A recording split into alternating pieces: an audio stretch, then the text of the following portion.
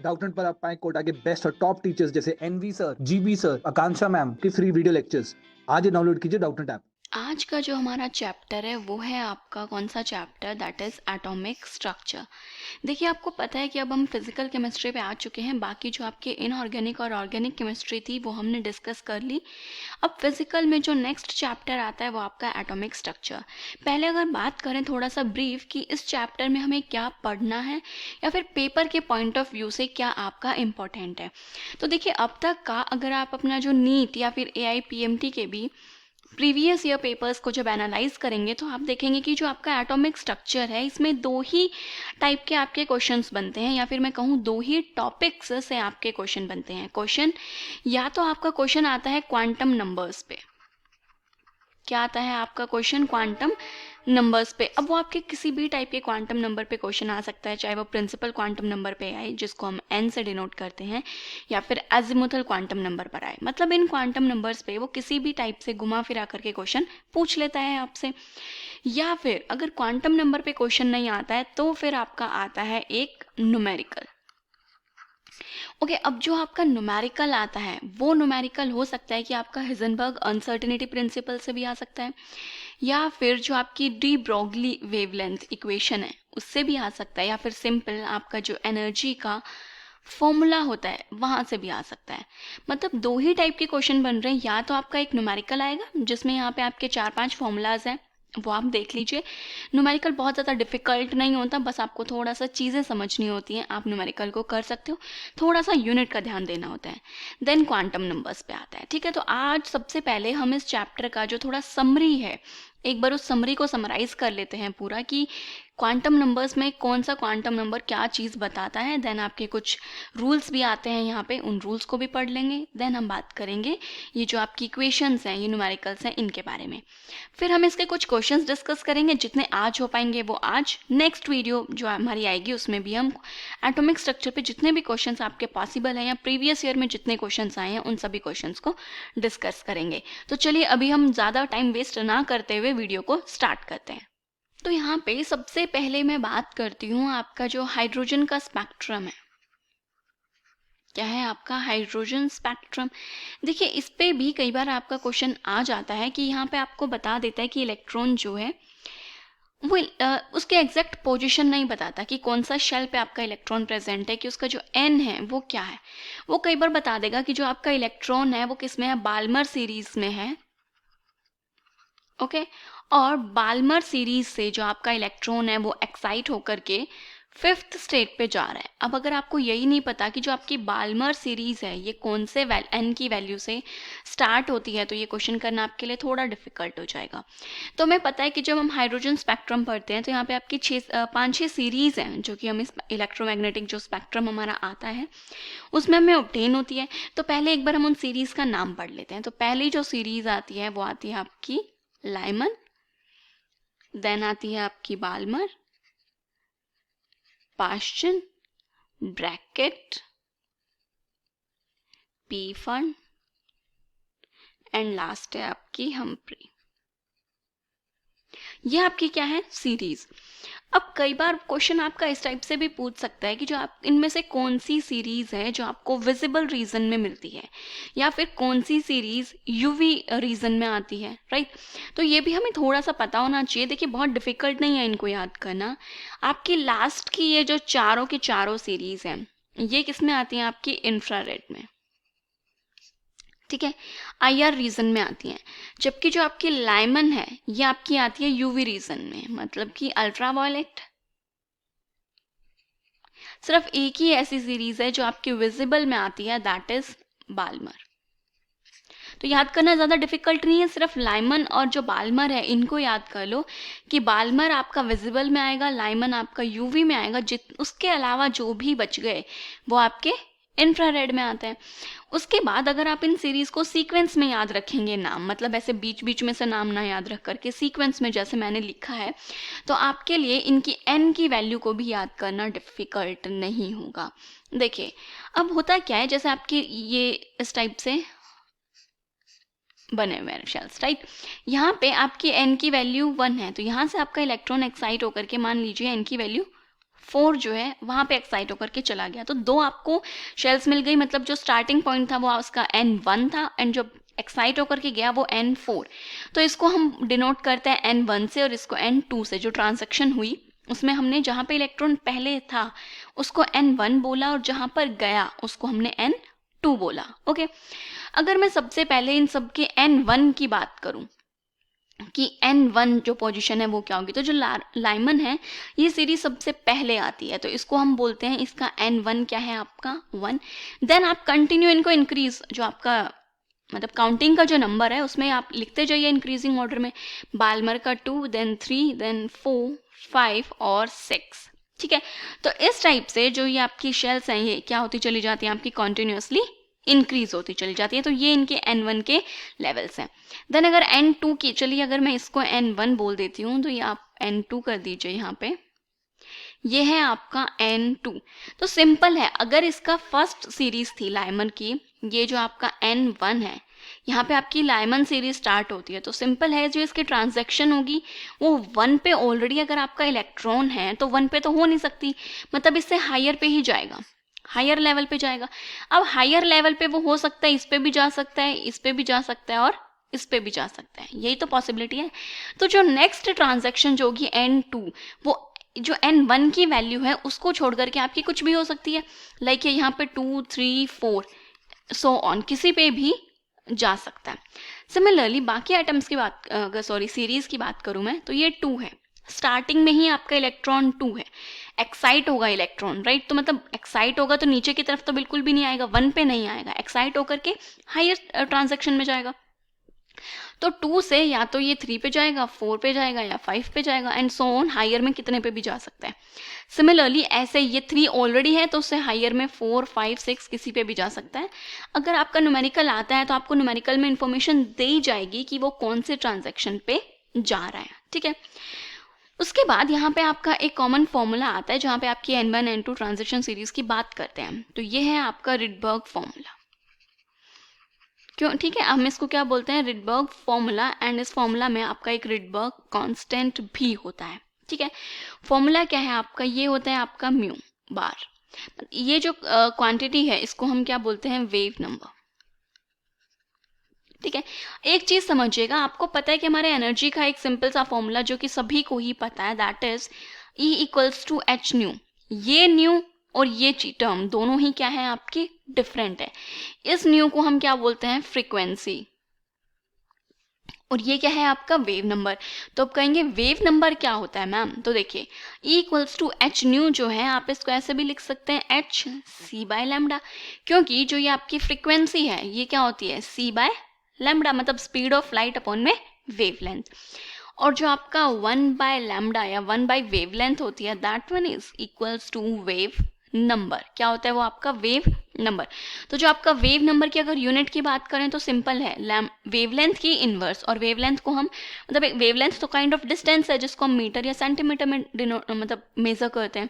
तो wave number या तो आपका मीटर इनवर्स हो सकता है, सेंटीमीटर इनवर्स हो सकता है, मतलब जो भी यूनिट्स में आप इसको कंसिडर करेंगे। ठीक है, then wave number equals to आता है आपका RH। RH जो होता है इसको हम क्या बोलते हैं, ये होता है आपका रिडबर्ग कांस्टेंट। देन आएगा आपका 1/N1 का स्क्वायर माइनस 1/N2 का स्क्वायर। ठीक है, मल्टीप्लाई Z स्क्वायर। देखिए अगर हाइड्रोजन एटम के लिए आप कैलकुलेट करेंगे तो वहां पे तो हाइड्रोजन का एटॉमिक नंबर क्या होता है आपका 1, तो Z स्क्वायर की वैल्यू ऑटोमेटिकली आपकी 1 हो जाएगी। बट ये फॉर्मूला मैंने कॉमन लिखा है आपका उनके लिए जिनमें आपकी जो हाइड्रोजन लाइक स्पीशीज है, हाइड्रोजन लाइक स्पीशीज का मतलब है वो स्पीशीज जिनमें सिंगल इलेक्ट्रॉन है। क्या है आपका सिंगल इलेक्ट्रॉन, हाइड्रोजन में सिंगल इलेक्ट्रॉन होता है। अगर हीलियम पॉजिटिव की बात करें तो इसमें भी क्या हो जाएगा, सिंगल इलेक्ट्रॉन। लिथियम +2 की बात करें तो ये सारी स्पीशीज एक ही इलेक्ट्रॉन कैरी कर रही हैं, तो हाइड्रोजन लाइक स्पीशीज के लिए ये आपका रिडबर्ग का फॉर्मूला होता है। अब बात करें कि जो आपका रिडबर्ग कांस्टेंट है इसकी वैल्यू क्या है, जो कि आपको क्या करनी पड़ेगी, याद करनी पड़ेगी। तो देखिए जो आपकी रिडबर्ग कांस्टेंट की वैल्यू है दैट इज 1096777 सेंटीमीटर इनवर्स। ये याद रखना है कि जो ये वैल्यू है आपकी, ये किस में बताई है मैंने, सेंटीमीटर इनवर्स में। जो आप रिडबर्ग कांस्टेंट की वैल्यू लेंगे, अगर आपने इसको सेंटीमीटर में लिया तो जो आपका वेव नंबर है वो भी सेंटीमीटर में ही कैलकुलेट होगा, क्योंकि एन की अपनी कोई वैल्यू नहीं है, एटॉमिक नंबर को भी आप मानेंगे कोई वैल्यू नहीं है, तो वैल्यू सिर्फ रिडबर्ग कांस्टेंट की है। उसी वैल्यू से आपका वेव नंबर की मतलब उसी की यूनिट से आपके वेव नंबर की यूनिट आएगी। तो अगर आपने इसको सेंटीमीटर इनवर्स में लिया रिडबर्ग कांस्टेंट को, तो वेव नंबर भी क्या आएगा आपका, सेंटीमीटर इनवर्स में ही आएगा। ठीक है, चलिए, तो ये तो थे आपके कुछ फॉर्मूलाज। उसके बाद अब बात करते हैं जो आपकी हाइड्रोजन लाइक स्पीशीज ही हैं, या फिर कहूँ मैं सिंगल इलेक्ट्रॉन स्पीशीज ही हैं, इनका अगर आपको एनर्जी कैलकुलेट करना है या फिर रेडियस कैलकुलेट करना है, मोस्टली इन फॉर्मूलाज पे कभी न्यूमेरिकल आपका आया नहीं है, बट फिर भी आपको पता होना चाहिए कि जो आपकी एनर्जी होती है किसी भी आप शेल के लिए निकाल रहे हो, ई एन के लिए जब आप एनर्जी निकाल रहे हो, तो ये आती है आपकी -13.6 एन स्क्वायर इंटू में जेड स्क्वायर। ठीक है, ये क्या आती है आपकी यहाँ पे एनर्जी आती है। और जो ये आपकी एनर्जी है, इसकी अगर मैं वैल्यू की बात करूँ तो ये आती है आपकी इलेक्ट्रॉन वोल्ट एटम इनवर्स में। ठीक है, ये किस में आ रही है आपकी, इलेक्ट्रॉन वोल्ट एटम इनवर्स में।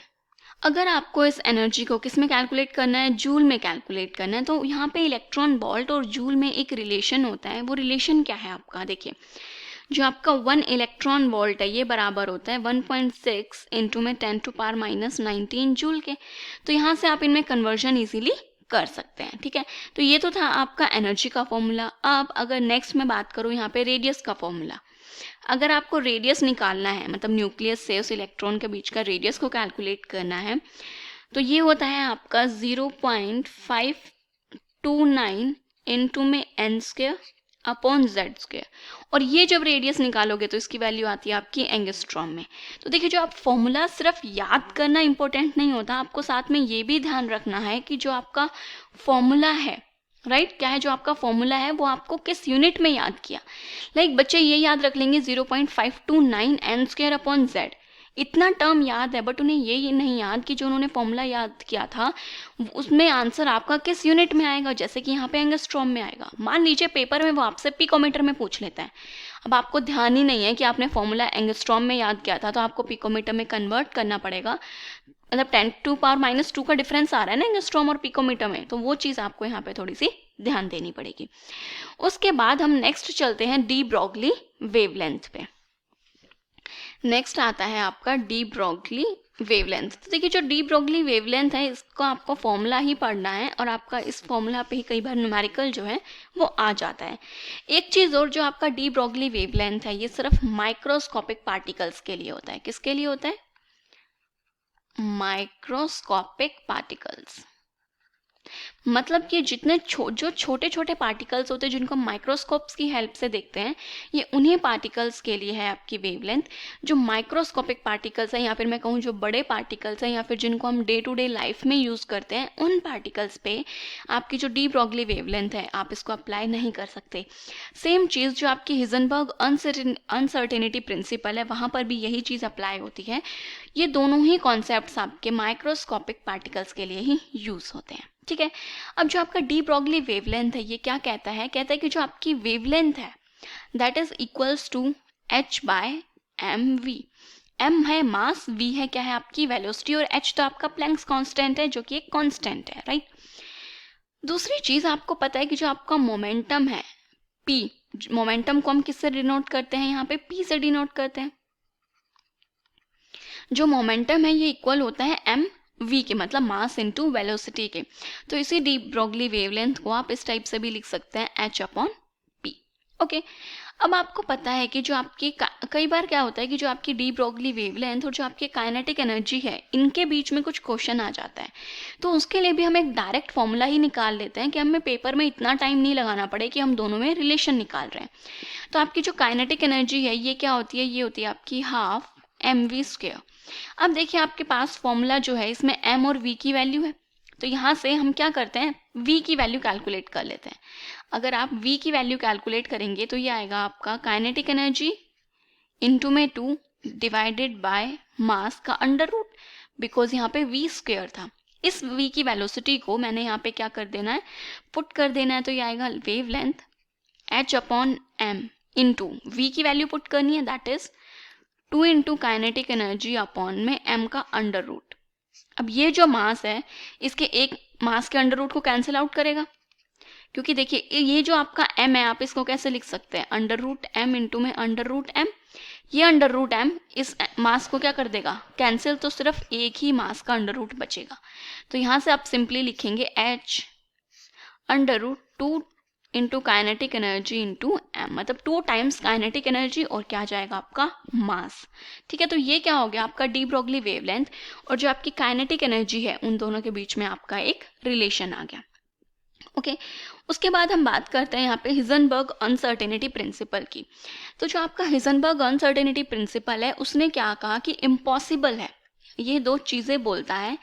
इम्पॉसिबल है क्या चीज़, मतलब किन चीज़ों को मेज़र करना, impossible to measure exact position, मतलब किसी भी आपकी मूविंग कोई भी पार्टिकल है उसकी एग्जैक्ट पोजीशन और एग्जैक्ट वेलोसिटी को मेज़र करना इम्पॉसिबल है। Exact position and exact velocity, मतलब दोनों चीज़ों को एक साथ मेज़र करना डिफ़िकल्ट है।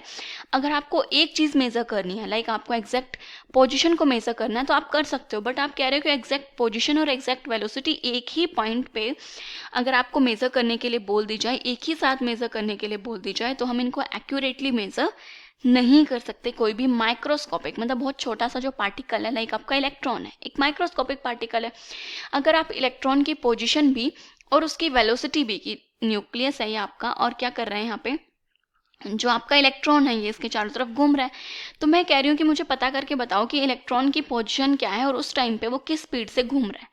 वेलोसिटी तो यही चीज़ हो गई ना, तो वो चीज़ हम उसकी आइडेंटिफाई नहीं कर सकते। ये बोला आपके हिजनबर्ग अनसर्टेनिटी प्रिंसिपल ने। तो जो आपके हिजनबर्ग अनसर्टेनिटी का जो फॉर्मूला है दैट इज, पोजीशन को यहाँ पे लिखा है चेंज इन मतलब डेल्टा एक्स, और जो आपका वेलोसिटी है, राइट, आपकी जो वेलोसिटी है उसको हम लिखते हैं यहाँ पे मोमेंटम। ये इक्वल्स टू, हम जब न्यूमेरिकल सॉल्व करते हैं तब हम इस चीज़ को इक्वल टू ले लेते हैं, अदरवाइज आप इसको ग्रेटर देन इक्वल टू ऐसे भी लिख सकते हैं, दैट इज h/4 पाई, एक कांस्टेंट है आपका। ठीक है, अब इस चीज़ को, क्योंकि ये क्या है आपका चेंज इन मोमेंटम की फॉर्म में हमने लिखा है, तो हम इसको ऐसे भी लिख सकते हैं delta x into m delta v. अब जो मास है वो तो आपका एक कांस्टेंट रहेगा ना, किस कोई भी आप पार्टिकल ले रहे हो तो उसका अपना एक एग्जैक्ट मास है, उसमें कोई चेंजेस नहीं होंगे। तो हमने मोमेंटम क्या होता है आपका पी वी, राइट, तो मैंने इसको ओपन करके लिखा तो ये आ गया m into v that is greater than equals to h/4 pi. तो ये क्या है आपका हिजनबर्ग अनसर्टेनिटी का प्रिंसिपल का फॉर्मूला। ओके चलिए, इसके बाद हम मूव करते हैं आपके क्वांटम नंबर्स पे। किस पे मूव कर रहे हैं, यहाँ से जितने भी फॉर्मूलाज थे वो सारे हमने देख लिए हैं, जो एक दो बचे होंगे वो या तो क्वेश्चंस में कवर हो जाएंगे या फिर अभी आगे देखते हैं। ठीक है, तो ये है आपके क्वांटम नंबर्स। क्वांटम नंबर्स जो हैं ये आपके 4 टाइप के क्वांटम नंबर्स होते हैं, मतलब कोई भी आपका एक एटम है उसमें जो इलेक्ट्रॉन है, एक एटम में आपने इलेक्ट्रॉन्स फिल करे हैं, तो उस एक इलेक्ट्रॉन का कंप्लीट डिस्क्रिप्शन अगर आपको चाहिए तो वो हमें इन 4 क्वांटम नंबर्स के जो सेट हैं उनसे पता चलता है। और जो ये 4 क्वांटम नंबर्स हैं ये कौन कौन से हैं, तो सबसे पहले आता है आपका प्रिंसिपल क्वांटम नंबर। क्या है आपका प्रिंसिपल क्वांटम नंबर। देन जो आपका सेकंड है वो आता है आपका azimuthal quantum number. Okay, and then जो थर्ड है वो आता है आपका मैग्नेटिक क्वांटम नंबर, और फोर्थ है आपका स्पिन क्वांटम नंबर। ओके, अब इन चारों क्वांटम नंबर्स को हम 1 बाय 1 स्टडी करेंगे। तो सबसे पहले मैं बात करती हूँ आपके प्रिंसिपल क्वांटम नंबर की। अगर इस क्वांटम नंबर के मैं सिंबल की बात करूँ कि किस सिंबल से आप इसको डिनोट करते हैं, तो ये आता है आपका n, राइट, मतलब इसको हम n से डिनोट करते हैं। जैसे कि जब आप किसी भी अगर मैं एक एटम को कंसिडर कर लेती हूँ, यहाँ पे मान लीजिए मैंने लिथियम कंसिडर किया, क्या लिया, लिथियम। अगर मैं लिथियम की इलेक्ट्रॉनिक कॉन्फ़िगरेशन लिखती हूँ तो ये आता है आपका 1s2 and then 2s1। Principal quantum number को मैं क्या बोल रही हूँ आपका कि ये n है, राइट, n को डिनोट कर रहा है। तो मतलब यहाँ पे जो ये 1 या फिर जो ये 2 है ये क्या है आपका प्रिंसिपल क्वांटम नंबर है। जो आपका प्रिंसिपल क्वांटम नंबर है वैसे तो इसकी वैल्यूज़ क्योंकि ये एक वैल्यू है, राइट। तो ये तो 1 से इन्फिनिटी तक जा सकती है, बट जो मैक्सिमम वैल्यू होती है इसकी वो आपकी 7 होती है। मतलब अब तक जो हमारे पीरियोडिक टेबल में एलिमेंट्स हैं वहाँ पे हमने देखा है कि हम 7s तक ही जो आपके ऑर्बिटल्स है वहीं फिल करते हैं। 8s तक हमने इलेक्ट्रॉनिक कॉन्फ़िगरेशन में अभी फिलिंग नहीं देखी है। तो जो इसकी मैक्सिमम वैल्यू है वो क्या होती है आपकी 7। अब बात की जाए कि जो प्रिंसिपल क्वांटम नंबर है ये हमें क्या बताता है। तो प्रिंसिपल क्वांटम नंबर हमें ये बताता है कि जो ये आपका इलेक्ट्रॉन है, इलेक्ट्रॉन किस एनर्जी शेल में प्रेजेंट है। मतलब कि किस एनर्जी शेल में आपका इलेक्ट्रॉन प्रेजेंट है। जैसे यहाँ पे अगर मैंने n की वैल्यू लिखी 1, तो ये हमें बताएगा कि जो आपका इलेक्ट्रॉन है वो फर्स्ट एनर्जी शेल में प्रेजेंट है, जैसे कि 1। 2 का मतलब है कि जो सेकेंड आपकी एनर्जी शेल है आपका इलेक्ट्रॉन वहाँ पर प्रेजेंट है। इतना ही बताता है हमें, सिर्फ उससे ज़्यादा इन्फॉर्मेशन नहीं देता कि वो 2 में भी s में है, p में है या फिर d में है। तो वो चीज़ अगर हमें पता करनी है तो वो हमें कहाँ से पता चलती है, आपका जो नेक्स्ट क्वांटम नंबर है that is azimuthal quantum number. जो आपका एजीमुथल क्वांटम नंबर है इसको हम डिनोट करते हैं किससे, L से डिनोट करते हैं। इसका जो सिंबल है वो आपका L होता है। और अगर इसकी वैल्यू की मैं बात करूं तो इसकी वैल्यू होगी आपकी 0 से n-1। मतलब जो आपका n है उससे 1 कम होता है आपके L की वैल्यू, राइट। अब अगर आपको पता करना है, बात की जाए कि ये आपको बताता क्या है, तो ये हमें सब शेल के बारे में बताता है। एजीमुथल क्वांटम नंबर हमें किसके बारे में बता रहा है, सब शेल के बारे में। देखिए प्रिंसिपल क्वांटम नंबर ने हमें एनर्जी शेल के बारे में बताया, एजीमुथल क्वांटम नंबर हमें सब शेल के बारे में बता रहा है। मतलब कि अगर आपकी L की वैल्यू क्या है, आपकी 0 है, तो उसका मतलब है कि जो आपका इलेक्ट्रॉन है वो S सब शेल में प्रेजेंट है, ठीक है। अगर आपके L की वैल्यू 1 है तो P सब शेल में प्रेजेंट है, 2 है तो D सब शेल में प्रेजेंट है, और अगर 3 है तो वो आपका F सब शेल में प्रेजेंट होगा, और अगर आपका ये 4 है तो आपका फर्दर G सब शेल। मतलब आगे हम कंसिडर नहीं करते, मेन जो हमारे हैं वो हम इन्हीं ऑर्बिटल्स, इन्हीं सब शेल्स की बात करते हैं, S P D F, right. तो L की वैल्यू 0 से 3 जो होती है हमारी वो मेन वैल्यू होती है। मैक्सिमम वैल्यू अगर हम इसकी कंसिडर करेंगे तो वो हम 3 ही कंसिडर करते हैं। तो ये हमें बता रहा है कि आपका इलेक्ट्रॉन किस सब शेल में प्रेजेंट है। मतलब जब आपने बोला 2s कि मेरा ये जो इलेक्ट्रॉन है वो 2s ऑर्बिटल में प्रेजेंट है, तो इसका मतलब है कि सेकेंड एनर्जी शेल जो है उसके s की वैल्यू किससे बना रहे हैं हम, 0। मतलब जो s है ये 0 को बता रहा है, तो मतलब 0 सब शेल में, सॉरी s जो सब शेल है वहाँ पर आपका इलेक्ट्रॉन प्रेजेंट है। तो L की वैल्यू से हमें ये चीज़ पता चलती है। उसके बाद n और L, n प्लस L जब दोनों की वैल्यूज़ को हम ऐड करते हैं तो आपने पढ़ा होगा n प्लस L रूल। ये हमें बताता है एनर्जी का ऑर्डर, राइट। मतलब जो मल्टी इलेक्ट्रॉन स्पीशीज़ हैं उनमें किसकी एनर्जी ज़्यादा है, किस शेल की एनर्जी कम है। मतलब 1s की एनर्जी ज़्यादा है या फिर 2s की एनर्जी ज़्यादा है, ये चीज़ें हमें पता चलती हैं। तो n प्लस एल रूल जब बात आई है तो मैं यहीं पर इसको भी डिस्कस कर लेती हूँ। n प्लस एल रूल ये कहता है कि जिसकी n प्लस एल की वैल्यू हाई है, मतलब n और l दोनों की वैल्यू अगर हाई है तो उसका एनर्जी जो है n प्लस एल की वैल्यू जिसकी ज़्यादा होगी उसी की एनर्जी भी आपकी क्या होगी, ज़्यादा होगी। बट एक केस ये भी आता है, मान लो n प्लस एल की वैल्यू सेम है, तो उस केस में जिसकी n की वैल्यू आपकी हाई होगी उसी की एनर्जी भी क्या होगी, हाई। तो पहले हम n प्लस एल निकालते हैं, जिनका n प्लस एल सेम आ रहा है उनको आप एक साथ रखें एंड देन उनमें देखें कि n की वैल्यू किसकी ज़्यादा है। तो जिसकी n की वैल्यू ज़्यादा होगी वही क्या होगा आपका, उसी की एनर्जी भी ज़्यादा होगी। देन इसके बाद आपके पास एक और केस आता है जो कि आता है आपका हाइड्रोजन या फिर मैं कह सकती हूँ हाइड्रोजन लाइक स्पीशीज़ के लिए। इनके केस में जो आपके एनर्जी शेल्स का जो ऑर्डर है वो बिल्कुल डिफरेंट होता है। इस केस में जो आपकी एनर्जी की शेल है उनका सिर्फ एनर्जी ऑर्डर सिर्फ n वैल्यू पे डिपेंड करता है, ओनली एंड ओनली n पे। मतलब 2s, अब आप कहेंगे मैम 2s और 2p में हम कैसे डिफ्रेंशिएट करेंगे, किसकी एनर्जी ज़्यादा है? तो बच्चों 2s और 2p दोनों की ही एनर्जी यहाँ पर क्या होती है, आपकी बराबर होती है। ना 2s की एनर्जी ज़्यादा, ना ही 2p की एनर्जी ज़्यादा, बट सिर्फ हाइड्रोजन लाइक स्पीशीज़ में, या फिर मैं कहूँ हाइड्रोजन में। ओके, इसी तरीके से अगर आपने 3s, 3p एंड 3d की बात की तो इन तीनों की भी एनर्जी यहाँ पर क्या है, आपकी बिल्कुल सेम है।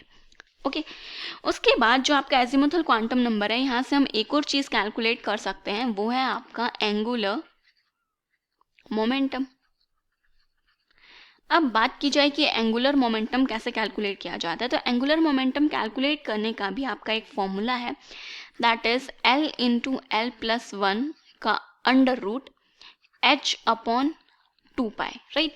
या तो आप इसको h अपॉन 2 पाई लिख सकते हैं, या फिर आप इसको L into L plus 1 H cross, जो आपका h क्रॉस है ये इक्वल होता है h अपॉन 2 पाई के। ठीक है, तो इन दोनों में से किसी भी तरीके से आप इस चीज़ को क्या कर सकते हैं, यहाँ पे रिप्रेजेंट कर सकते हैं।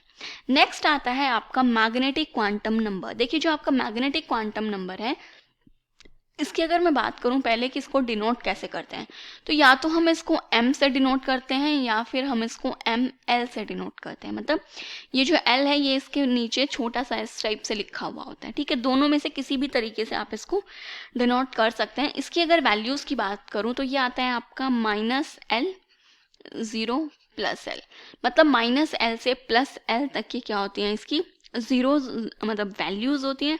और ये हमें बताता है कि जो आपका इलेक्ट्रॉन है वो कौन से ऑर्बिटल में प्रेजेंट है। ठीक है, देखिए n ने बताया कौन से एनर्जी शेल में प्रेजेंट है, l ने बताया कौन से सब शेल में प्रेजेंट है, और मैग्नेटिक क्वांटम नंबर बताएगा कि वो हमें कौन से ऑर्बिटल में प्रेजेंट है। इसका मतलब क्या है, कौन से ऑर्बिटल में प्रेजेंट है? जैसे कि अगर मैं आपका 2p ऑर्बिटल की बात करूं, 2p सबशेल की अगर बात की जाए तो 2p सबशेल में आपके पास 3 ऑर्बिटल्स होते हैं, राइट। इस टाइप से 3 होते हैं। इसी टाइप से अगर मैं d सबशेल की बात करूं तो d में आपके पास 5 होते हैं। अब मान लीजिए आपको पता चल गया कि आपका इलेक्ट्रॉन 2p में प्रेजेंट है, 2p सबशेल में प्रेजेंट है, बट 2p सबशेल के भी कौन से ऑर्बिटल में प्रेजेंट है? इलेक्ट्रॉन इस ऑर्बिटल में है, इस ऑर्बिटल में है, या फिर इस ऑर्बिटल में है? ये कैसे पता चलेगा अब मुझे? ये बताता है हमें मैग्नेटिक क्वांटम नंबर। अब आप कहेंगे मैम वो कैसे बताता है, तो देखिए जो आपके मैग्नेटिक क्वांटम नंबर की वैल्यू है m की वैल्यू, ये किस पर डिपेंड करती है? -l से +l पे जाता है, राइट। अब सबसे पहले हम सारी सबशेल्स की बात करती हूँ मैं यहाँ पे। अगर आपका s सबशेल है, क्या है s सबशेल, इसके लिए आपकी जो l की वैल्यू है वो क्या होती है? 0। अगर l की वैल्यू 0 हो गई तो यहाँ पे जो आपकी m की वैल्यू आएगी वो भी एक ही आएगी, 0। मतलब कि जो आपका s सबशेल है उसमें आपके पास एक ही ऑर्बिटल है। बिल्कुल सही है, s में हमारे पास एक ही ऑर्बिटल होता है, राइट। ये चीज़ तो हमें पता है। उसके बाद हम मूव करते हैं आपके नेक्स्ट पे, जो कि है आपका p सबशेल। p सबशेल में आपके पास l की वैल्यू होती है 1, तो अगर आप m की वैल्यू लिखेंगे तो यहाँ पे आपके पास -1, 0 और +1 3 वैल्यूज आई। तो देखिए जो आपका p ऑर्बिटल, जो कि मैंने अभी यहाँ पे ड्रॉ भी किया, बनाया भी, कितने? 3 ही तो ऑर्बिटल्स हैं और 3 ही इसकी वैल्यू हैं। तो मतलब एक की वैल्यू -1 होगी, एक की 0 होगी, एक की +1 होगी। इसीलिए जो आपका p सबशेल है इसको हम px, py और pz भी बोलते हैं, राइट। ओके, अगर मैं अब इससे नेक्स्ट पे मूव कर जाऊं, दैट इज डी सबशेल की बात करते हैं। डी सबशेल में l की वैल्यू होती है 2, तो यहाँ पे आएगा -2, -1, 0, +1, +2, 5 वैल्यूज़ हैं यहाँ पे। कितनी वैल्यूज़ आ रही हैं आपकी? जो मैग्नेटिक क्वांटम नंबर है उसकी 5 वैल्यूज़ आ रही हैं। और आप देख सकते हैं कि जो आपका डी शेल है उसमें 5 ही आपके ऑर्बिटल्स बन रहे हैं। तो मतलब एक की वैल्यू होगी -2, -1, 0, +1 एंड देन +2। और इन डी ऑर्बिटल्स के जो हमने डिफरेंट नाम दे रखे हैं वो भी आते हैं आपके dxy, dyz, dzx, dx² - y² and dz²। तो जब हमें ये वैल्यू पता होगी कि जो आपका ml है वो कौन सा है, तो उस केस में हमें ये भी पता चल जाएगा कि जो आपका ऑर्बिटल है, राइट, क्या है, जो आपका ऑर्बिटल है उसके लिए कौन कि कौन से ऑर्बिटल में आपका इलेक्ट्रॉन प्रेजेंट है। ओके, अब एक चीज़ मैंने यहाँ पे ये जो वैल्यूज़ और ये जो नाम है ये आपके रैंडमली लिखे हैं, बट अगर एग्जैक्ट इनकी बात की जाए तो देखिए +1 और -1 पी ऑर्बिटल में अगर मैं बात करूँ, +1 -1 आपके px और py को डिनोट करते हैं, जबकि जो आपका 0 है ये हमेशा z एक्सिस को डिनोट करता है, तो ये आएगा आपका pz।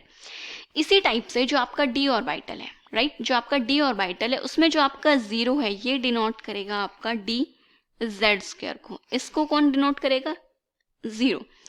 उसके बाद आपका +-2 भी है यहाँ पे और +-1 भी है, तो जो आपका +-1 में जो आता है ये आता है आपका dyz एंड dxz, और जबकि जो आपका +-2 को जो ऑर्बिटल्स को रिप्रेजेंट करता है वो आता है आपका dxy एंड एक होता है आपका dx² -y²। ठीक है, तो इन टर्म्स को एक बार थोड़ा सा ध्यान दे लेना कि कौन सी वैल्यू के लिए आपका कौन से ऑर्बिटल को क्या हमने नोटिफिकेशन वहाँ पे दी हुई है।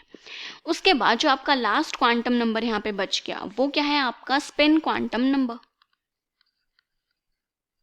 क्या है आपका? Spin quantum number. अगर स्पिन क्वांटम नंबर की मैं यहाँ पे बात करूँ तो इसको हम या तो s से रिप्रेजेंट करते हैं या फिर m विद स्मॉल s से रिप्रेजेंट करते हैं। ये हमें बताता है कि जिस भी ऑर्बिटल में आपका इलेक्ट्रॉन प्रेजेंट है उसकी स्पिन क्या है, मतलब एक्सिस के अलोंग इलेक्ट्रॉन की स्पिन क्या है। या तो आपका इलेक्ट्रॉन क्लॉकवाइज रोटेट करेगा, राइट, या तो जैसे घड़ी मूव करती है बिल्कुल वैसे ही रोटेट करेगा, या फिर वो आपका एंटी क्लॉकवाइज रोटेट करेगा, राइट। यही दो चीज़ें बताता है, तो इनको हम +½ और -½ से डिनोट करते हैं। अब जो ये जो दो वैल्यूज़ हैं ये आपका स्पिन क्वांटम नंबर को बताती हैं। ठीक है, तो ये तो थे आपके 4 के 4 क्वांटम नंबर्स। उसके बाद जो आपके 1-2 प्रिंसिपल्स आए उनकी बात करते हैं। तो सबसे पहले बात करेंगे यहाँ पे जो आपका पोलीज एक्सक्लूजन प्रिंसिपल है, कि मतलब किसकी क्या स्टेटमेंट थी। पेपर में कई बार स्टेटमेंट्स भी आ जाते हैं और पूछ लेते हैं कि कौन सी स्टेटमेंट इनमें से करेक्ट है या फिर कौन सी इनकरेक्ट है। तो पोली एक्सक्लूजन प्रिंसिपल ने एक तो ये चीज़ कही कि कोई भी 2 इलेक्ट्रॉन, मतलब कोई भी जो 2 इलेक्ट्रॉन हैं इनके जो आपके 4 क्वांटम नंबर्स हैं, ये चारों के चारों क्वांटम नंबर्स सेम नहीं हो सकते। सेम जो वैल्यूज़ हैं इनकी वो बिल्कुल भी सेम नहीं हो सकती। कैसे? अब आप कहेंगे मैम ऐसा कैसे हो सकता है? अब आप खुद ही सोचिए, मान लीजिए आपका ये है 2s ऑर्बिटल, ठीक है, इस 2s ऑर्बिटल में आपके 2 इलेक्ट्रॉन प्रेजेंट हैं, तो उसने यही कहा ना कि कोई भी 2 इलेक्ट्रॉन की वैल्यू सेम नहीं हो सकती। मैं सिर्फ 2s ऑर्बिटल को कंसिडर करके आपको समझाती हूँ। 2 इलेक्ट्रॉन्स हैं, मान ले 1 इलेक्ट्रॉन और 2 इलेक्ट्रॉन। पहले n की वैल्यू की बात करते हैं। n की वैल्यू दोनों की ही सेम है क्योंकि दोनों ही 2s में प्रेजेंट है। ओके, l की वैल्यू की बात करें तो s जो है वो हमें l की वैल्यू बताएगा और s सब शेल के लिए l की वैल्यू आपकी 0 होती है। ये भी दोनों की सेम है। ओके, देन बात करते हैं ml की। तो जो आपका ml है वो क्या होता है? -l से +l तक, तो ये भी आपकी दोनों की क्या हो जाएगी? 0। ओके, देन बात करेंगे हम स्पिन की। अब स्पिन क्या कहता है कि अगर एक इलेक्ट्रॉन आपका क्लॉकवाइज रोटेट करेगा तो एक एंटी क्लॉकवाइज। इसका एक इलेक्ट्रॉन +½ है तो नेक्स्ट इलेक्ट्रॉन -½ होगा। ये चीज़ आपको पता है क्योंकि देखिए जब मैंने दोनों इलेक्ट्रॉन्स को भी रिप्रेजेंट किया तो मैंने एक का एरो ऊपर की तरफ रखा और एक का नीचे की तरफ। ये आपके इलेक्ट्रॉन की रिप्रेजेंटेशन होती है। इसका मतलब है एक क्लॉकवाइज रोटेट कर रहा है तो एक एंटी क्लॉकवाइज, मतलब जो दोनों की स्पिन है रोटेशन की वो क्या है? डिफरेंट है। जब एक ऑर्बिटल में ही एक ऑर्बिटल में जो 2 इलेक्ट्रॉन्स हैं उनके ही चारों क्वांटम नंबर्स सेम नहीं हैं, स्पिन क्या आ गई आपकी? डिफरेंट आ गई। तो कोई भी 2 इलेक्ट्रॉन्स जो होंगे उनके चारों क्वांटम नंबर्स सेम नहीं होंगे। ठीक है, या फिर पोली एक्सक्लूजन प्रिंसिपल में ही आप ऐसे भी कह सकते हो कि जो आपका एक ऑर्बिटल है, एक जो ऑर्बिटल है वो मैक्सिमम 2 इलेक्ट्रॉन्स को ही ऑक्यूपाई करता है। एक ऑर्बिटल में हम सिर्फ 2 ही इलेक्ट्रॉन को फिक्स करते हैं, उससे ज़्यादा इलेक्ट्रॉन्स वहाँ पर आपके नहीं आते। उसके बाद अब जब एटॉमिक ऑर्बिटल्स की फिलिंग की बात होती है तो आपका एक आता है ऑफबर्ग प्रिंसिपल। जो ऑफबर्ग प्रिंसिपल है वो ये कहता है कि कोई भी जो आपका एटम है उसकी जो ग्राउंड स्टेट है, सबसे पहले हम उसमें उन एटॉमिक ऑर्बिटल्स में इलेक्ट्रॉन फिल करना शुरू करते हैं। मतलब कि जो आपका इलेक्ट्रॉन फिलिंग है वो आप किस बेसिस पे करेंगे? इंक्रीजिंग एटॉमिक ऑर्बिटल्स में, या फिर increasing energy of atomic orbitals. मतलब जैसे जैसे आपकी एनर्जी जो है वो बढ़ती हुई चली जाएंगी आपके एनर्जी शेल्स की, तो आप इलेक्ट्रॉन फिल करते हुए जाएंगे। तो मतलब सबसे पहले इलेक्ट्रॉन्स किस में फिल करेंगे, जिसकी एनर्जी आपकी सबसे कम है। और एनर्जी किसकी ज़्यादा है किसकी कम है, ये हमने बताया कि आपका जो n+l रूल है उस पर डिपेंड करता है। जिसकी n+l की वैल्यू ज़्यादा होगी उसी ऑर्बिटल की जो आपकी एनर्जी है वो भी क्या होती है, ज़्यादा होती है। बट जब दो ऑर्बिटल्स में n+n की वैल्यू क्या हो, आपकी सेम हो, तो उन ऑर्बिटल्स में सिर्फ हम n के बेसिस पे वैल्यू, n के बेसिस पे उनकी एनर्जी देखते हैं। जिसकी n की वैल्यू हाई, उन्हीं की एनर्जी भी क्या हो जाएगी, आपकी हाई हो जाएगी। ठीक है, तो ये होता है आपका रूल। उसके बाद आपका पॉली एक्सक्लूजन प्रिंसिपल हमने बता दिया। Hund's rule of maximum multiplicity आता है।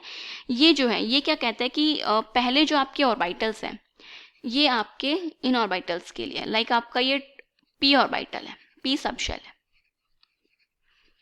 तो वो कहता है कि पहले आप सारे ऑर्बिटल्स में एक सिंगल इलेक्ट्रॉन फिल करेंगे। तो मतलब आप पहले इनमें एक एक इलेक्ट्रॉन की फिलिंग करेंगे, उसके बाद आप इनकी क्या करने वाले हैं, पेयरिंग करने हैं। आपको ऐसे इलेक्ट्रॉन्स को फिल नहीं करना कि पहले एक ऑर्बिटल में 2 इलेक्ट्रॉन फिल कर दिए देन नेक्स्ट ऑर्बिटल में 2 इलेक्ट्रॉन फिल करेंगे, नहीं। पहले जो भी आपके ऑर्बिटल्स हैं उनमें आप सिंगल इलेक्ट्रॉन को फिल करेंगे, उसके बाद आपने क्या करनी है, वहाँ पे पेयरिंग करनी है। और उसके बाद जो आपका एक लास्ट फॉर्मूला बचा है वो ये है कि कई बार आपसे क्वेश्चन में पूछ लेते हैं कि आपको नंबर ऑफ नोड्स बताने हैं। तो नंबर ऑफ नोड बताने का जो आपका फॉर्मूला है दैट इज n-l-1। ठीक है, किसी भी शेल के लिए n की वैल्यू क्या है, l की वैल्यू, और उसमें से -1 कर देंगे तो हमें उसके नंबर ऑफ नोड्स पता चल जाते हैं। तो चैप्टर का पूरा समरी जो है वो एक बार हमने देख लिया है। अब हम इसके कुछ 2-4 क्वेश्चंस करते हैं, बाकी के क्वेश्चंस हमारा जो नेक्स्ट क्लास होगी, नेक्स्ट जो आपका वीडियो आएगा उसमें डिस्कस करेंगे। तो देखिए जो पहला क्वेश्चन हमें यहाँ पे दे रखा है वो कह रहा है which one is wrong statement. आपको ये बताना है कि इनमें से कौन सी स्टेटमेंट गलत है, जो कि आपका नीट 2017 का ही एक क्वेश्चन है। कुछ स्टेटमेंट्स दे रखी हैं, तो यहाँ पे जो हमारी पहली स्टेटमेंट है वो क्या कह रही है, पहली स्टेटमेंट कह रही है कि जो आपकी डी ब्रोगलीज वेवलेंथ है ये किसके डिनोट करते हैं, हम इस फॉर्मूला से डिनोट करते हैं। तो ये फॉर्मूला अभी हमने डिस्कस करा कि जो आपका वेवलेंथ है ये होता है आपका h/p मोमेंट या फिर h/mv। इन दोनों तरीकों से आप इसको रिप्रेजेंट कर सकते हैं, मतलब आपने फॉर्मूला ओपन करके लिखा या फिर कैसे भी। यहाँ पे कह रहा है कि जो m है ये क्या है, आपका मास ऑफ द पार्टिकल, बिल्कुल करेक्ट है। और जो v है ये वेलोसिटी ऑफ द पार्टिकल्स है। और h क्या होता है यहाँ पे आपका प्लैंक्स कांस्टेंट। मतलब जो आपकी फर्स्ट स्टेटमेंट है ये तो आपकी करेक्ट है, बट हमें तो इनकरेक्ट स्टेटमेंट को फाइंड आउट करना है, तो ए ऑप्शन तो हमारा बिल्कुल भी नहीं है। उसके बाद हम मूव करते हैं नेक्स्ट पे। तो कह रहा है कि जो आपका अनसर्टेनिटी प्रिंसिपल है, आपका जो अनसर्टेनिटी प्रिंसिपल है वो ये कहता है कि जो आपकी कोई भी एक मूविंग पार्टिकल है उसकी एग्जैक्ट पोजीशन और एग्जैक्ट वेलोसिटी को हम एक साथ नहीं आइडेंटिफाई कर सकते, और इसको हम रिप्रेजेंट करते हैं डेल्टा x जो कि पोजीशन को बताता है, डेल्टा p जो कि आपका मोमेंटम होता है greater than equals to h/4π, right. अब यहाँ पे ठीक है, अब बहुत सारे बच्चे ये सोच रहे होंगे कि अनसर्टेनिटी प्रिंसिपल तो हमें ये कहता है, बट जो फॉर्मूला है इसमें एनर्जी और टाइम की बात कर रहे हैं, ये दोनों चीज़ें कैसे आएंगी। अब इसका मतलब ये है कि आपको यहाँ पे जो आपका फॉर्मूला है इसको थोड़ा सा मतलब मॉडिफाई करना है। अब मॉडिफाई कैसे करेंगे, सबसे पहले बात करूँ मोमेंटम की, तो आपको पता है मोमेंटम क्या होता है, मास इनटू वेलोसिटी होता है। मास आपका चेंज नहीं होगा, वेलोसिटी आपकी चेंज होगी। तो आप इसको लिखेंगे delta x into m into में velocity greater than equals to h/4π। अभी भी हम यहाँ से कहीं से एनर्जी निकल सकती है, वो रिलेशन नहीं मिल रहा। तो अब हम क्या करते हैं, जो आपका वेलोसिटी है इसको चेंज करते हैं। तो जो आपका वेलोसिटी की अगर मैं बात करूँ तो आपको पता है कि जो एक्सेलरेशन है ये क्या होता है, वेलोसिटी अपॉन में टाइम। तो आपको यहाँ पे डेल्टा v लिखना है, राइट। तो डेल्टा v के लिए आप क्या लिखेंगे, आपका एक्सेलरेशन भी चेंज हो सकता है, टाइम भी चेंज हो सकता है, राइट। तो आप इसको लिखेंगे delta x into m, velocity की जगह पे आएगा delta a into delta t greater than h/4π। अब देखिए डेल्टा t जो है ये तो आपका आ चुका है यहाँ पे। अब हमें सिर्फ क्या करना है, एनर्जी की टर्म को लाना है इन तीनों से। तो मतलब अब इन तीनों से आपका एनर्जी कैसे आ सकता है। अब आप यहाँ पे देख सकते हैं कि मास इनटू एक्सेलरेशन क्या होता है, आपका मास इनटू एक्सेलरेशन भी कुछ होता है, ये फॉर्मूला भी आपने पढ़ा है, force equals to mass into acceleration. तो मतलब इस टर्म को मैं क्या लिख सकती हूँ, फोर्स। तो यह आ जाएगा आपका डेल्टा एक्स इंटू में डेल्टा एफ इंटू में delta t greater than equals to h upon 4 pi. ठीक है, अब फोर्स इंटू एक्स क्या है आपका, एक पोजीशन है, मतलब कि डिस्टेंस है आपका, और फोर्स इंटू में डिस्टेंस क्या होता है आपका, वर्क, या फिर आप इसी चीज को क्या कह सकते हैं कि ये क्या है, आपकी एनर्जी है। तो इस टर्म को हमने क्या बोल दिया, energy, that is delta E into delta t greater than equals to h upon 4 pi. तो जो आपको ऑप्शन में जो रिलेशन दे रखा था बिल्कुल वही रिलेशन हमने यहाँ पे क्या कर लिया है, ड्राइव कर लिया है। तो मतलब जो आपकी सेकंड स्टेटमेंट है ये भी बिल्कुल करेक्ट है। देन मूव करते हैं नेक्स्ट पे। तो कह रहे हैं कि जो हाफ फिल्ड और फुली फिल्ड ऑर्बिटल्स हैं have greater stability due to greater exchange energy, greater symmetry and more balanced arrangement। तो ये स्टेटमेंट जो है ये आपकी बिल्कुल करेक्ट है। हमें पता है कि जो हमारी हाफ फील्ड या फिर फुली फील्ड जो इलेक्ट्रॉनिक कॉन्फ़िगरेशन है वो हमारी सबसे ज़्यादा स्टेबल होती है, और उसका रीज़न भी यही है, उनकी एक्सचेंज एनर्जी ज़्यादा होती है, सिमेट्री उनकी ज़्यादा होती है, एंड मोर बैलेंस्ड अरेंजमेंट होता है इलेक्ट्रॉन्स का। तो जो थर्ड स्टेटमेंट है ये भी क्या है आपकी बिल्कुल करेक्ट। नेक्स्ट आता है कि जो आपकी एनर्जी है 2s ऑर्बिटल की, क्या कह रहे हैं कि जो 2s ऑर्बिटल की एनर्जी है वो लेस एनर्जी है देन 2p, मतलब कि 2s की एनर्जी कम है और 2p की एनर्जी ज़्यादा है in case of hydrogen like atoms. अब बहुत सारे बच्चों ने यहाँ पे गलती ये की होगी कि उन्होंने ध्यान नहीं दिया होगा कि हाइड्रोजन लाइक एटम्स, या फिर उन्हें ये नहीं पता होगा कि हाइड्रोजन लाइक एटम्स के लिए एक डिफरेंट रूल होता है। हाइड्रोजन लाइक एटम्स को अगर मैं हटा दूं तब तो आप क्या लगाते हैं, N+L रूल लगाते हैं, राइट। और N+L रूल जो है ये आपका क्या कहता है, एक है आपका 2s और एक है 2p। अगर आप में को इन दोनों में एनर्जी ऑर्डर देखना है तो n की वैल्यू क्या है यहाँ पे 2, l की वैल्यू s के केस में 0 होती है और p के केस में 1 होती है। तो ये 2 है और ये 3 है। तो N+L रूल से क्लियर पता चल रहा है कि 2p की एनर्जी 2s से ज़्यादा होगी। बट हाइड्रोजन लाइक एटम्स में हम एनर्जी का जो ऑर्डर है वो सिर्फ किस पे डिपेंड करता है, n पे। l की वैल्यू को हम कंसिडर ही नहीं करते हैं यहाँ पे। जब आप l की वैल्यू को L की वैल्यू कंसिडर ही नहीं कर रहे और एनर्जी का ऑर्डर सिर्फ n पे डिपेंड करता है, तो इस केस में जो आपका 2s और जो 2p है इन दोनों की एनर्जी यहाँ पे क्या होगी, इक्वल, ना किसी की ज़्यादा तो ना किसी की कम। तो इस वजह से जो डी ऑप्शन है ये क्या हो गई आपकी इनकरेक्ट स्टेटमेंट। तो जो आपका डी ऑप्शन है ये क्या हो जाएगा इसका राइट आंसर। ओके, चलिए इसके बाद मूव करते हैं हम नेक्स्ट क्वेश्चन पे। जो आपका नेक्स्ट क्वेश्चन है जो कि AIPMT 2015 में आया हुआ क्वेश्चन है, कह रहे कि the number of d electrons in Fe2+ जिसका एटॉमिक नंबर है आपका 26 is not equal to the number of electrons in which one of the following. देखिए ये क्वेश्चन जो है ये थोड़ा सा क्या है कंफ्यूजिंग है, बच्चों को समझ नहीं आया होगा कि इस क्वेश्चन में पूछ क्या रहा है। तो सबसे पहले हम नंबर ऑफ डी इलेक्ट्रॉन्स निकालते हैं आयरन 2+ में, ठीक है। तो ये है आपका Fe, ठीक है। एटॉमिक नंबर कितना है इसका 26 है, बट हमें +2 ऑक्सीडेशन स्टेट में इसका एटॉमिक नंबर मतलब नंबर ऑफ इलेक्ट्रॉन्स कैलकुलेट करना है। तो अगर मैं आयरन 2+ की डायरेक्ट यहाँ पे इलेक्ट्रॉनिक कॉन्फ़िगरेशन लिख दूँ तो ये होता है आपका आर्गन। आर्गन के बाद इसमें आता है आपका 3d6 4s2, बट हमें तो Fe2+ की बात करनी है, तो Fe2+ होगा आपका आर्गन 3d6 एंड देन आता है आपका 4s0। अब इसमें जो नंबर ऑफ डी इलेक्ट्रॉन्स की अगर मैं बात करूं तो यहाँ पे डी इलेक्ट्रॉन्स कितने हैं आपके पास 6, ओके। अब जितने इसमें इलेक्ट्रॉन्स हैं उसमें से जो 4 ऑप्शंस हैं 6 इलेक्ट्रॉन किसमें नहीं हैं, और हमें इलेक्ट्रॉन्स की बात बता रखी है। यहाँ पे है s इलेक्ट्रॉन्स, मैग्नीशियम में कंसिडर करना है। तो जो मैग्नीशियम है इसका एटॉमिक नंबर आपको दिया हुआ है 12, और आप इसमें इलेक्ट्रॉन्स अगर फिल करेंगे तो आता है आपका 1s2 2s2 2p6 and then आता है आपका 3s2। s इलेक्ट्रॉन्स कंसिडर करने सिर्फ, तो यहाँ पे s कितने हैं 2 4 और 6, तो यहाँ पे तो आपके 6 इलेक्ट्रॉन्स हैं, बट हमें वो ऑप्शन देखना है जो नॉट इक्वल है। तो मतलब फर्स्ट ऑप्शन तो हमारा कंसिडर नहीं होगा। नेक्स्ट पे चलते हैं जिसमें है क्लोरीन, 17 इलेक्ट्रॉन्स फिल करने हैं। ये आएगा आपका 1s2 2s2 2p6 3s2 and then आता है आपका 3p5, राइट। तो इसने बोला कि आपके क्लोरीन के जो पी इलेक्ट्रॉन्स हैं वो कंसिडर करने हैं। तो अगर आप में इसमें पी इलेक्ट्रॉन देखेंगे तो 6 और 5, 5 और 6 कितने हो गए आपके 11। अब देखिए ये इसके इक्वल नहीं है, 6 इलेक्ट्रॉन्स थे उसमें और इसमें 11 हैं। तो आपका जो बी ऑप्शन है वो करेक्ट हो गया क्योंकि इक्वल नहीं है और वही हमें फाइंड आउट करना था। चलिए बाकी ऑप्शंस भी कंसिडर कर लेते हैं। इसमें कह रहा है डी इलेक्ट्रॉन्स इन आयरन।